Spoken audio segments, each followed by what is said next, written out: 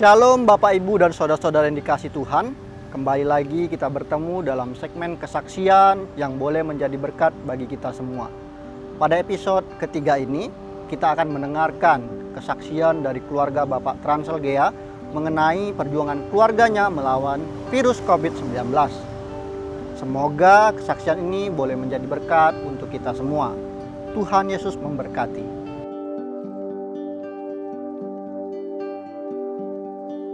Shalom, selamat malam. Kami dari keluarga Tanto Gea. Saya Transel Tanto Nikrogea dan sebelah kiri saya istri saya Mika Septiana.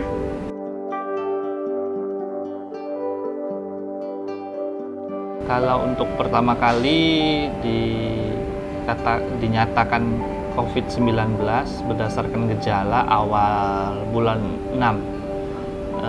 Tepatnya istri dulu yang mengalami gejala, baru beberapa hari kemudian baru saya mengalami gejala.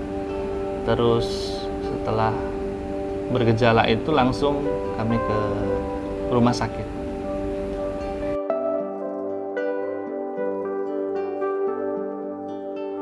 Kalau aku sih yang pertama itu kayak demam biasa, demam, linu-linu. Terus kalau bagian pencernaannya sih mencret itu. Terus kemarin juga sempat karena waktu masih ASI full si kecil, jadi ASInya langsung berubah warna gitu, gejala yang spesifiknya itu. Kalau Bapak ya? Kalau saya sih kelang dari istri 2-3 hari dari istri bergejala, hampir sama gejalanya, tapi mungkin yang bedakan sih istri ada hilang penciuman, kalau saya enggak hilang penciuman. Tapi ya sama, disertai diare, badan ngilu-ngilu, demam. Jadi karena dari awal istri bergejala kami sudah pisah dalam artian aktivitas sama tidur juga udah pisah, tapi namanya itu tadi biarpun udah kita langsung pisah, namanya satu rumah pasti akan ya kontak juga gitu. Jadi ya mungkin dari situ juga alur penularan, proses dari virusnya sendiri.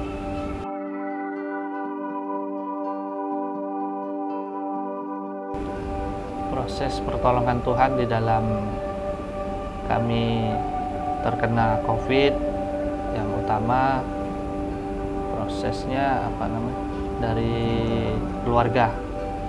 keluarga besar. Kami sangat disupport dan didukung. Jadi saat sudah tahu gejala dan dirawat, keluarga besar saling support, saling mendoakan juga. Keluarga-keluarga di luar kota juga saling memberikan dukungan dan kekuatan, dan juga mengingatkan ya, biarpun kondisinya kita semua tahu ya pasti akan ngedrop, takut, tapi pertolongan Tuhan ya tidak akan jauh dari kita. Ya harus tetap berdoa kepada Tuhan, memintakan kekuatan dan kesembuhan. Yang pasti yang utama tadi ya dari keluarga. Kalau selebihnya ya lingkungan juga. Terus yang dari pihak rumah sakit, kebetulan kita juga enggak isomannya di rumah karena ada anak kecil, jadi kita sesuai ini juga sih, sesuai gejala juga, jadi kami memutuskan untuk di rumah sakit, di opname. Jadi dari pihak rumah sakit juga sangat membantu, dari dokternya, dari perawatnya di sana membantu kami, sangat membantu kami.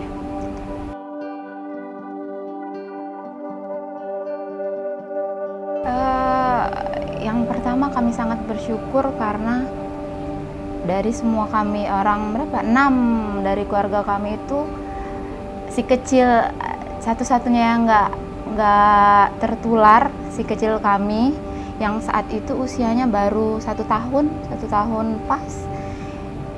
Dia kayak berasa kayak survive sendiri, yaitu di rumah ini.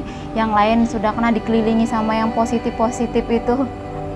Walaupun sesekali dia mungkin kalau pas diajak video call itu sedih, terus malamnya kadang anget-anget, ngerasa demam, tapi daya tahan tubuhnya dan juga tidak dari pertolongan Tuhan juga yang sudah menyertai anak kami, jadi bisa terbebas.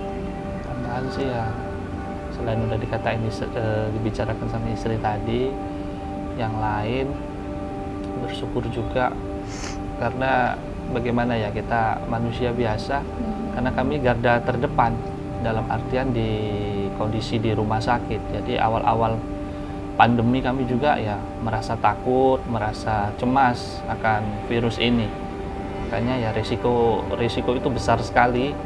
Jadi pas begitu tahu terkena gejala dan dinyatakan positif ya, kami pun mencoba untuk tidak panik, tidak langsung drop, sehingga pertolongan Tuhan juga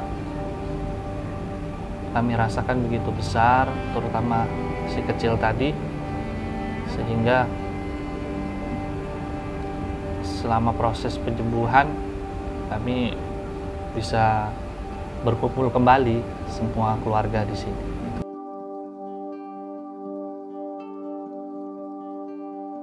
Ayo, Ibu dulu. Sekedar untuk saling mengingatkan kita bahwa kan katanya sekarang Kota Palembang udah level berapa? Level 2. Jadi tetap di setiap ada kayak perkumpulan ibadah kita untuk tetap menerapkan protokol kesehatan, tetap pakai masker, cuci tangan, bawa selalu hand sanitizer, itu aja. Dan satu lagi tetap juga berdoa minta pertolongan dari Tuhan. Gitu. Tambahannya sih yang satu, sebagai kita dalam artian masyarakat umum, COVID itu ada memang. Jadi kita persepsi kita ada juga kadang di masyarakat masih belum percaya COVID itu ada atau sengaja memang di-COVID-kan. Jadi kita ya sebagai yang dinyatakan COVID, memang datanya semua ada, jadi memang dari gejala juga memang COVID itu ada, virus itu ada. Jadi himbauannya untuk sekarang juga, terutama untuk jemaat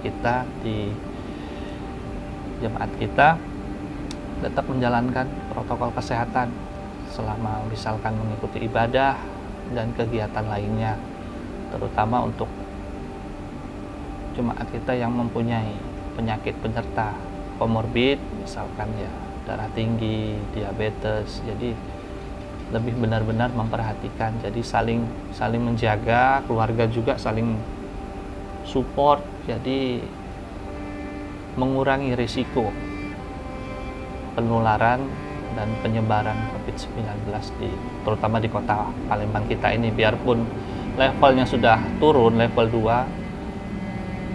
2, kemungkinan juga mudah-mudahan tidak namanya ada seperti kemarin itu ya, ada lagi gelombang-gelombang. Jadi mudah-mudahan tidak, itu dari kita juga untuk memutus COVID itu sendiri sih.